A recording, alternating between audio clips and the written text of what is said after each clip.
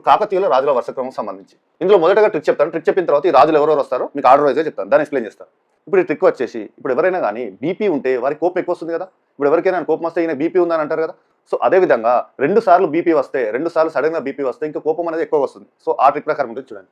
2 సార్లు బీపీ వస్తే అది తగ్గాలని చెప్పేసి, బీపీ తగ్గాలన్న కోపం ఎక్కువ వస్తుందని చెప్పేసి తగ్గాలని చెప్పేసి దేవుని ప్రార్థిస్తారు కదా. ఈ బీపీ తగ్గాలని రుద్రుడిని మరియు మహాగణపతిని ప్రార్థిస్తే ఈ కోపం అనేది తగ్గుతుంది. ఓకేనా, ఈ రౌద్రం కోపం అనేది తగ్గుతుంది అనేది ట్రిక్.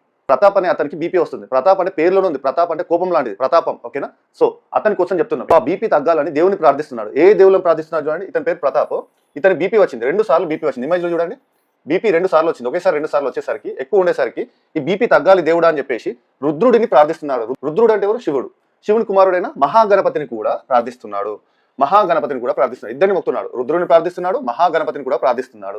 ఇలా ప్రార్థిస్తే రౌద్రం అంటే కోపంగా, రౌద్రం అనేది కోపం అనేది తగ్గుతుంది.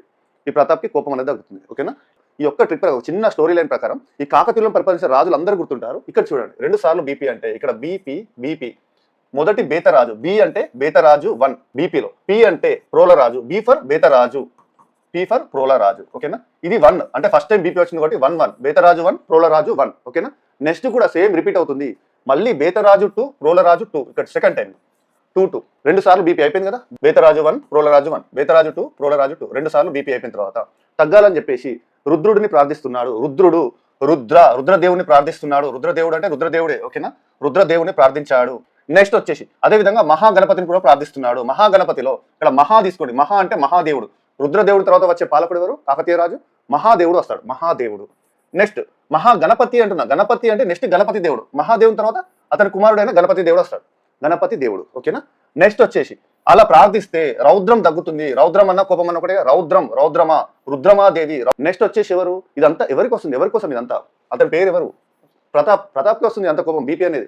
సో లాస్ట్ ప్రతాప్కి వస్తుంది కాబట్టి రెండవ ప్రతాపరుద్రుడు. లాస్ట్ చివరి పాలకుడు 2వ ప్రతాపరుద్రుడు. ఈ 9 మంది మీకు వరుస క్రమం ఒక చిన్న స్టోరీ లైన్ ప్రకారం మీకు ఎక్స్ప్లెయిన్ చేయడం జరిగింది.